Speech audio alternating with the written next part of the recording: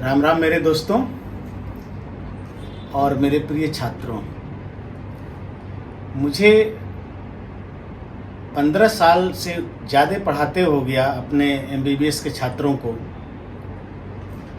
इस Baba Raghavdas medical college में। मैंने अपने लेक्चर के दौरान तरह तरह करके परेशानियां छात्रों के साथ मैंने देखी। बहुत सारे बच्चों को कई बार लैंग्वेज की प्रॉब्लम से उनको समझ में नहीं आती है सब्जेक्ट। कई बार वो इतना जल्दी में या किसी और ध्यान में बटे रहते हैं कि तो भी नहीं समझ पाते हैं वो कि क्या बोल गए। तो इतने कठिन परिश्रम के बीच भी अगर सब्जेक्ट न समझ में आवे और ये एक प्रॉब्लम जो है लगभग बहुत सारे छात्रों में आती है जो पूर्णतः लेक्चर को पूर्णतः रूप में वो समझ ना पाए। कई बार मैंने देखा है कि जब मैं पढ़ाने के बाद क्वेश्चन पूछता हूँ तो छात्र उसका जवाब नहीं दे पाते हैं। उनके चेहरे से ऐसा लगा कि वो बात को समझे ही नहीं। इन चीज़ों से मैं अक्सर व्यथित रहता था और मैंने इसको ध्यान में देख करके ऐसा कार्य करने की सोच आई कि मैंने क्यों ना एक छोटे वीडियो क्लिप बना करके 10 मिनट 5 मिनट का एक लेक्चर उन बच्चों तक और अपने जो इंटरेस्टेड जो मित्र हैं उनके साथ शेयर करूं।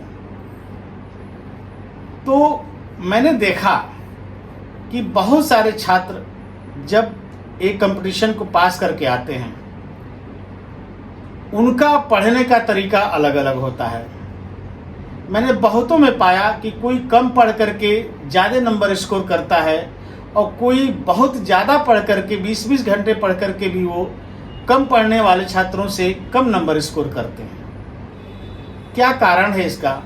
इन कारणों को अगर हम मूल रूप से जान लेंगे तो हम ये समझ जाएंगे कि ऐसा क्यों होता है।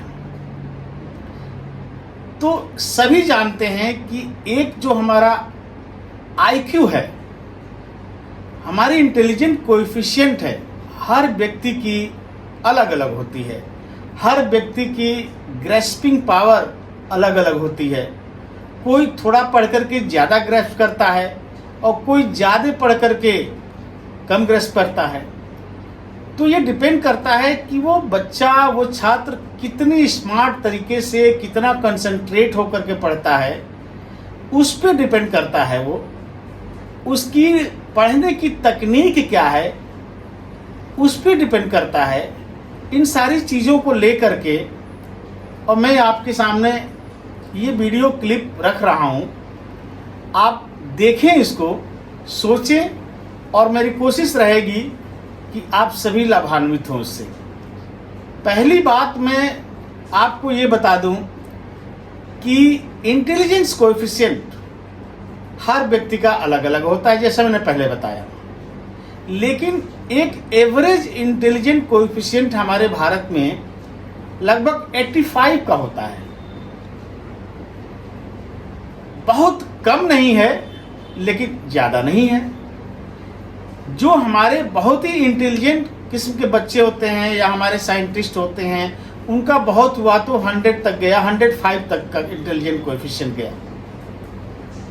जापानीज का सबसे ज़्यादा हाईएस्ट कोएफिशिएंट माना जाता है, उनका 105 से ऊपर का होता है। इवन हमारे चाइना का भी इंटेलिजेंट कोएफिशिएंट ज़्यादा होता है। तो पहली ज़रूरत तो ये होती है कि इन इंटेलिजेंट कोएफिशिएंट का जो डिफरेंस है वो कैसे हम लाएं। आप न्यूमेरिकल वैल्यू में इंटेलिजेंट कोएफिशिएंट को आप बराबर नहीं ला सकते हैं, क्योंकि वो एक जेनेटिकली चीज़ है जिसको सबको मिली है अलग अलग चीज़। और दूसरा प्रभाव ये है कि वो किस माहौल में, किस इन्वायरमेंट में वो पढ़ाई कर रहा है या उसकी पालन पोषण हो रही है, उस पर भी डिपेंड करता है उसका इंटेलिजेंट कोएफिशिएंट। लेकिन अगर एक 1995 वाला इंटेलिजेंट कोएफिशिएंट अगर 24 घंटे में 8 घंटा पढ़ करके और एक अच्छा नंबर स्कोर कर रहा है, अच्छे कंपटीशन पास कर ले रहा है, वहीं 85 वाले को क्या करना चाहिए जिसकी इंटेलिजेंट कोएफिशिएंट 85 ही है, वो कैसे 95 90 वालों का पीछा कर पाएगा, कैसे उनकी बराबरी करेगा। मैं आपको बता रहा हूं कि सबके लिए 24 आवर ही समय है, चाहे वो उसमें पढ़े लिखे खेले सोए, सबके लिए बराबर है। लेकिन मैं एक तरीका जो बताता हूं आपको कि अगर कैसे आप अपने इंटेलिजेंट कोएफिशिएंट को उसके लेवल तक ले जाएंगे जो 8 ही घंटा पढ़ करके 95 के ऊपर से इंटेलिजेंट को पहुंच पाता है। आपको क्या करना है, अगर आप ध्यान से सुनिए, अगर वो बच्चा जो 95 इंटेलिजेंट कोएफिशिएंट है, अगर वो दिन में 4 घंटे या 8 घंटे 24 घंटे में पढ़ करके और एक अच्छे मार्क्स स्कोर कर रहा है, तो आपको क्या करना चाहिए, आपको उन्हीं 24 घंटे में टाइम को, समय को निकालिए, समय की बचत करिए, समय को चुराइए, और अगर वो 8 घंटा पढ़ करके अगर वो अच्छा स्कोर कर रहा है, एक intelligent coefficient, high intelligent coefficient वाला, तो आपको 12 घंटा पढ़ करके अगर आप पूरा करते हैं तो आप उसकी बराबरी कर लेंगे। तो अंतर कहाँ हुआ, वो 8 घंटा पढ़ा और आपको 12 घंटे पढ़ने पड़ेंगे, बस यही समय का अंतर है। अब आप समय चुराएंगे कहाँ से, ये बहुत बड़ी बात है। सबको 6 से 8 घंटा सोना जरूरी है, ये सबको सोना चाहिए, कम से कम 6 घंटे की नींद लेनी चाहिए एक स्वस्थ रहने के लिए। लेकिन उन समय को अगर वो हाई इंटेलिजेंस कोएफिशिएंट वाला कहीं बाहर जाके पिक्चर देखता है, कहीं जाके छुट्टियां मनाता है, गर्मी की छुट्टी मनाता है, जाड़े की छुट्टी मनाता है, कहीं घूमने जाता है, कहीं शाम को निकलता है और किसी काम के लिए नहीं, आपको उन समयों को बचत करके और अधिक से अधिक स्टडी करके उस इंटेलिजेंट, हाई इंटेलिजेंट कोएफिशिएंट की बराबरी ला सकते हैं, और ऐसे लाया जाता है। तो समय की बचत, समय चुराना सीखिए, और आप उस हाई इंटेलिजेंट कोएफिशिएंट से ज़्यादा समय में स्टडी करके उसको आप ट्रैक कर सकते हैं, उसकी बराबरी कर सकते हैं। तो ये एक बहुत सहज आसान तरीका है जिससे एक लो इंटेलिजेंट कोएफिशिएंट वाला एक हाई इंटेलिजेंट कोएफिशिएंट की बराबरी कर सकता है।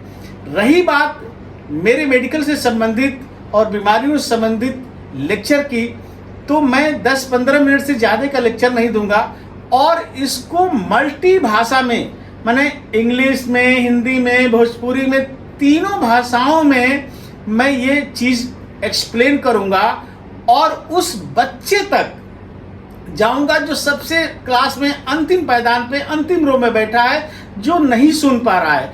मुझे कोशिश है मेरी कि मैं उस बच्चे की भी स्टेटस पे जाऊं, उसके लेवल पे जाऊं, और उसी की भाषा में जा करके अपने सब्जेक्ट को और बीमारियों के बारे में बताऊं, और उसको मेन स्ट्रीम में ले आऊं। साथ में मैं कोशिश करूंगा कि जो भी मैंने बताया उसमें से 5 या 10 क्वेश्चन जो है मैं आपके बारे में रखूं, जो आपके आगे की, जैसे स्नातकोत्तर की, पीजी की परीक्षाओं में भी आपको उसका मदद मिले। तो आप इसे देखिए और सब्सक्राइब भी कर सकते हैं इसको, आपके लिए नोटिफिकेशन के लिए सब्सक्राइब करना जरूरी होगा, और इससे लाभान्वित होंगे। नमस्कार, धन्यवाद।